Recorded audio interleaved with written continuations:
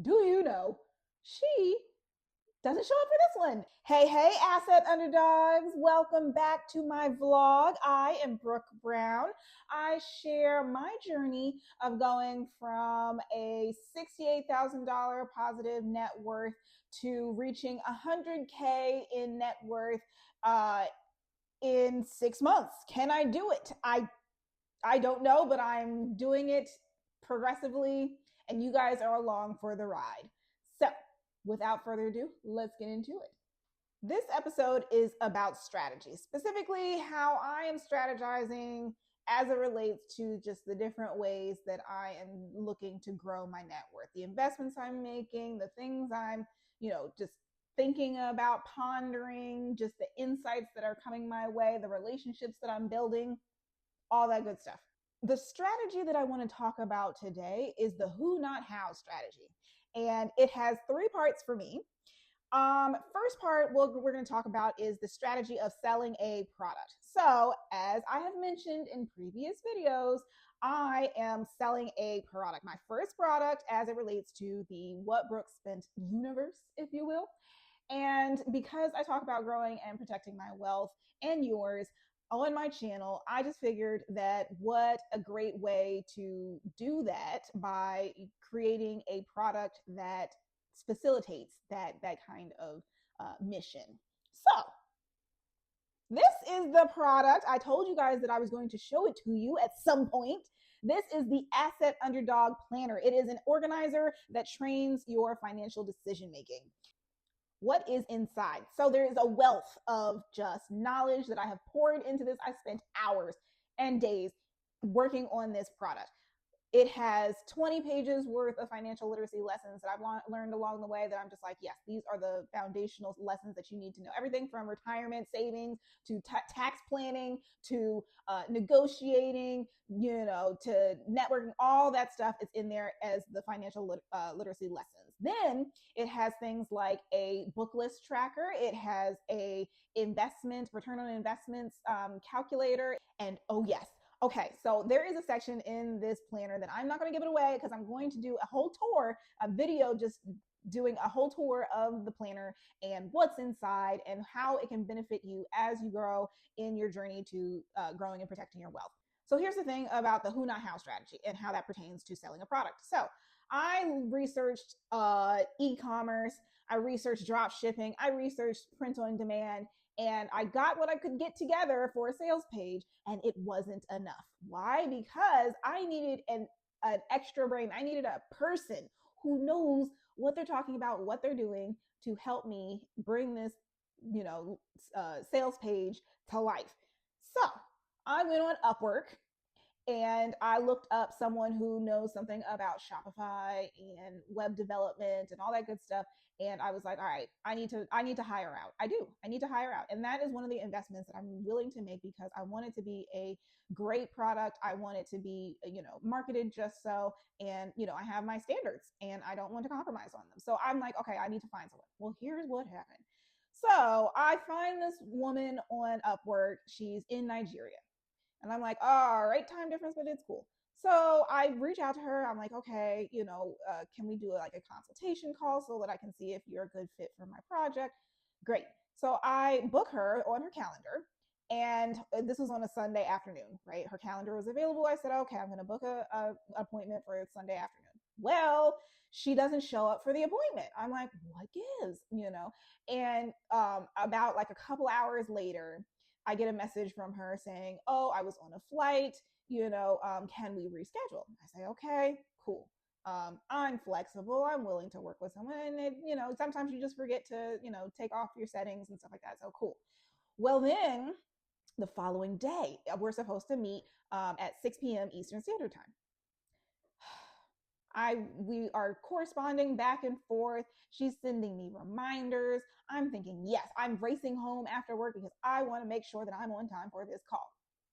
Do you know she doesn't show up for this one? And I'm like, hello, just waiting on the link, just send it to me so that we can video chat, blah blah blah. She doesn't show up.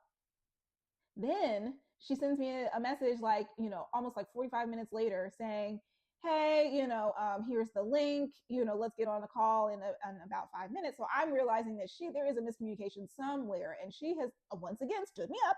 And I was just like, all right, this isn't gonna work. This isn't gonna work. So I am on the hunt for someone who knows Shopify and web development so that I can get my sales page up and running and orders being fulfilled properly so that we can get this planner into your hands.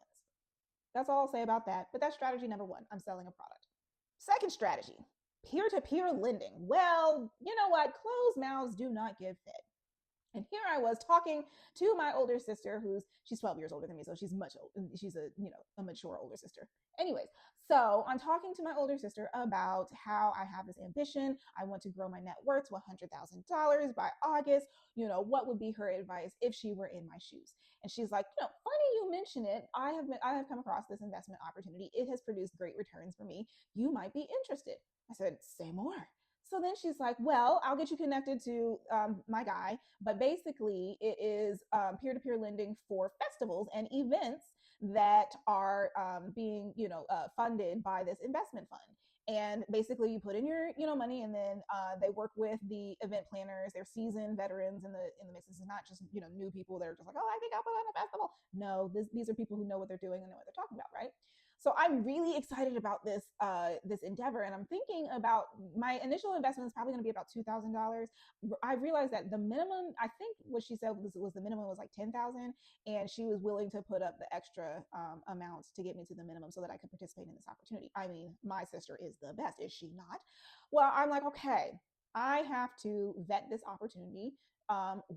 I have to ask the right questions, right? I have a theater background, so I know what it takes to put on a great event. I know what it takes to handle the logistics and the financial aspects of a production and stuff like that. So I have insights that would make this opportunity something that I could really assess in a very thoughtful and a very strategic way. So I'm very excited about that. I will let you guys know how that initial conversation goes with that with that investor, and or investment fund manager, I should say.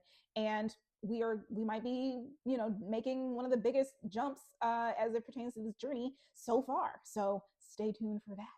And then my third strategy is dividend investing. So I know I've talked about how I was like, my brokerage account, I need to dust it off and use it. So that's what I'm planning to do. I decided that I was going to invest in two stocks that are what's called dividend aristocrats or dividend kings. And they are companies that have produced, I think it's 25 years worth of consistent dividends to shareholders. And so I chose McCormick and Company, which is, the spices, McCormick spices, them. So I was like, all right, I know a little something about the fact that people, season their food. This is purely like my novice way of assessing a stock. But hey, you got to start somewhere. And anyways, I was like, okay, of all these, aristocrats on the list, which one would I be most familiar with their industry? Which one would I be most familiar with, like, partnerships that they're doing and everything? And McCormick was the first one that I was like, oh yeah, I remember something about them, doing a spice line with a vegan influencer, Tabitha Brown. And I'm excited, to see how that brand takes off, right? So I was like, well, of course I'm going to invest in, the company that is investing in a Black woman. Hello. So then I looked at the list and was like, okay, what other, companies come to mind as it relates to, am I familiar with the brand? Am I, could I research this and not, bore myself to tears? Is the price, dropping in this, kind of volatile market? And so I could snag it at a deal, at a discount. These were the questions that I was asking myself. And then, of course, I came across the Hormel Foods brand, which is the cheaply priced, canned goods, microwave goods, I think they have. And I was like, people are, struggling right now. They are needing cheaply priced food items that they can feed their family with and that are of convenience and stuff like that. That category of food is not going away anytime soon. So I figured I'd go ahead and invest in that company. So I bought 1 share of McCormick and I bought 5 shares of Hormel. So the thing that I really liked about my strategy with Hormel is that I was able to look at the price and say, okay, I can say that it's probably going to fall in the near future just because of what the stock market is doing, and also what I've been seeing of the reports historically of what the price has been doing in recent weeks. And so I was able to snag it at a discount. Or at least what a discount I thought to me. I think the price that I had initially saw it at was like $24 a share. And then I ended up buying it for $23.03 or something like that, which I tried to get it at under $23, but I couldn't time it well. But I am glad that I snagged the shares that I did, and we'll see how those stocks progress in my portfolio. And I'm glad that I have the diversification. I'm glad that I took the chance, and I can't wait to see how it performs. And Quentin's as high, as always. Thing I want to remind you of is that the Secure the Bag Book Club is talking about credit. We are talking about the book Your Score, an insider's secrets to understanding, controlling, and protecting your credit score by Anthony Davenport. Check out those streams on my page. We stream Wednesday nights at 7 p.m. Eastern Standard Time. I just really want you guys to check out last Wednesday's stream, which would have been Wednesday the 11th, because I think that that stream was just so valuable. We talked about common mistakes that are made when it comes to credit. We talked about the ideal credit profile, and it's just really valuable information. So if you're thinking about what your credit worthiness looks like and how you can whip it into shape, that video and the streams that are going to be up related to that subject matter is yours for the reviewing. So please enjoy.